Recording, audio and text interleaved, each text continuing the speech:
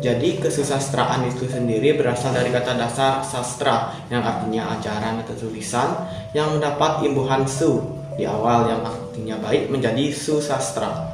Kemudian mendapatkan imbuhan lagi ke di awal dan an di akhir untuk bentuk jamak atau keseluruhan menjadi kesusastraan.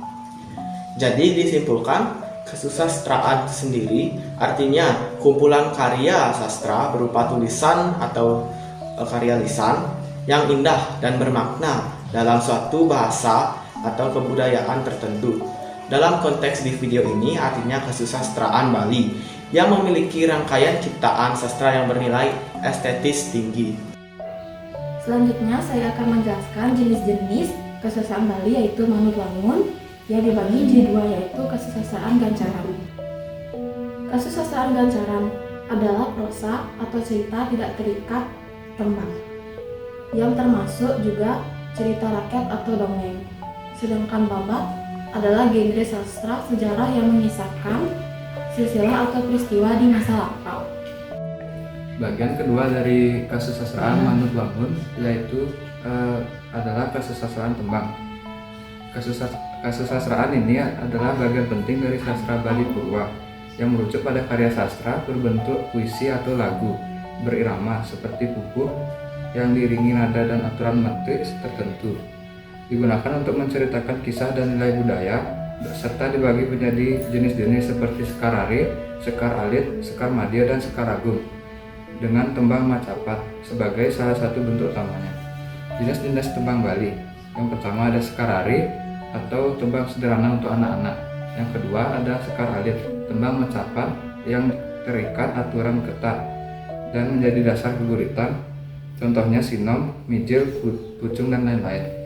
Yang ketiga ada sekar madya atau bunga tengah, tembang tengahan atau kidung yang lebih panjang seperti kidung Ranggalawe, kidung Wargasari, dan lain-lain. Yang terakhir ada sekar agung, tembang yang lebih kompleks biasanya kekawin yang lebih panjang. Selanjutnya, saya akan menjelaskan jenis-jenis kesusastraan Bali, yaitu Manut Abjagat yang dibagi menjadi dua, yaitu kesusastraan Bali Purwa dan kesusastraan Bali Modern. Yang pertama ada kesusastraan Bali Purwa. Kesusastraan Bali Purwa adalah karya sastra tradisional Bali yang diwariskan secara turun-temurun, baik lisan maupun tulisan, yang mencerminkan kehidupan, nilai budaya, dan spiritual masyarakat Bali kuno. Kesusastraan Bali Purwa dibagi menjadi tiga. Yang pertama ada gancaran, contohnya prosa seperti satwa, babat, dan wiracarita. Yang kedua ada tembang, contohnya ada puisi seperti kekawin, kidung, geguritan, dan tembang macapat. Yang terakhir ada palawakya. Palawakya adalah pembacaan prosa dalam bahasa Jawa kuno Kawi yang dibaca secara berirama dan berintonasi. Seringkali berisi petuah, ajaran moral, atau kisah-kisah keagamaan, dan menjadi bagian dari Dharma kita. Selanjutnya, saya akan menjelaskan kesusastraan Bali Modern.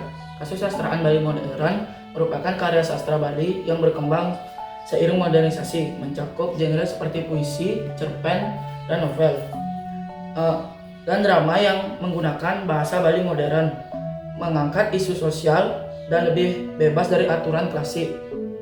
Berbeda dengan sastra Bali Purwa tradisional atau kekawin dan gancaran. Tujuannya adalah melestarikan budaya sambil beradaptasi dengan zaman, seiring kali menggunakan aksara Bali maupun Latin.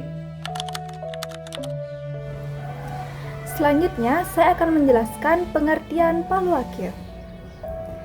Secara umum, pengertian palawakya adalah seni pembacaan prosa liris dalam teks sastra Jawa kuno atau Kawi yang tidak terikat oleh metrum.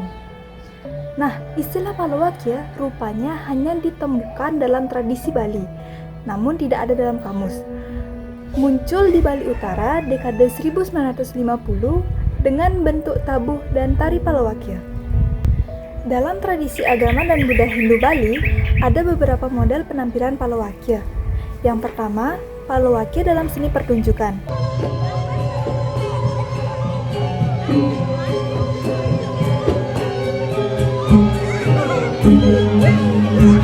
Oh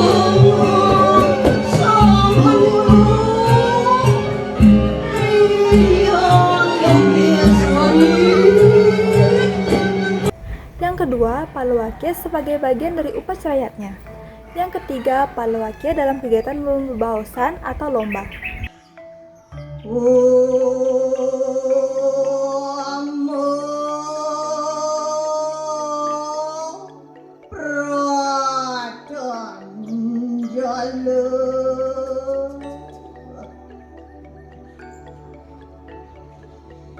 Inggih Maragar Kenareswari punika hidup. Palawakya berasal dari kata pala yang artinya buah dan wakya yang artinya suara atau ucapan. Jadi, Palawakya adalah ucapan-ucapan dari seseorang yang memiliki petuah atau ajaran yang berguna bagi kita. Pada Palawakya, terkadang terdapat petikan kalimat bahasa Sanskerta karena pada umumnya orang suci terdahulu mengadopsi kisah-kisah yang berasal dari bahasa Sanskerta. Nah, Palawakya itu tergolong dalam jenis prosa naratif atau kisahan yang strukturnya sederhana, jernih, dan teratur. Nah, adapun teknik atau hal yang perlu diperhatikan dalam pembacaan Palawakya, yaitu yang pertama, memahami aturan atau kaidah estetik pembacaan teks prosa bahasa Kawi. Yang kedua, memahami guru bahasa, yaitu teknik penanggalan bacaan atau jeda menurut arti kata dalam konteks kalimatnya, yaitu narasi dan alur cerita. Yang ketiga, memahami ona-onaan atau teknik pelafalan fonem yang baik dan benar. Dan yang keempat, yaitu teknik pengambilan suara di pangkal lidah atau bungkahing jiwa sehingga memunculkan suara angkus prana.